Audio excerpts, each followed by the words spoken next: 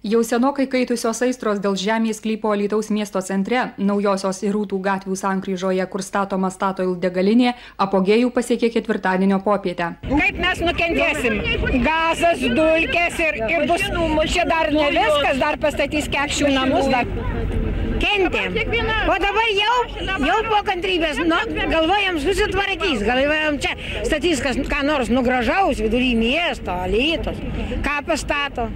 Ką čia ponė panašu? Mes neturim žodžių. Kur miesto galvos?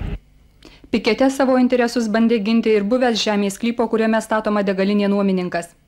Pažeisti kaip nuomininko interesai, štai kad buvo 86 metais turi sutartis su savivaldybė, kad jinai pirmumo teisę man suteiks nuomot, kai baigsis sutarties terminas.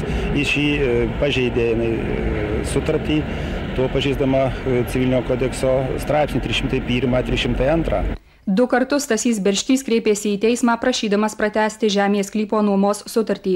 Alytaus rajono apylinkės teisme priimtos kelios nutartys draudžiančios statybas Rūtų gatvėje esančiame sklype, tačiau nei viena jų iki šiol nevykdoma. Dėl degalinės ietis sukryžiavusios pusės neketina lengvai pasiduoti.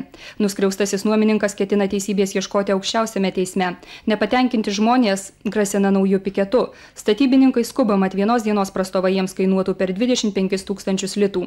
Tyli tik valdžios vyrai, nors nuo jų sprendimo dabar labiausiai priklauso būti ar nebūti naujai degaliniai teisminių ginčų objektų tapusiame žemės sklype.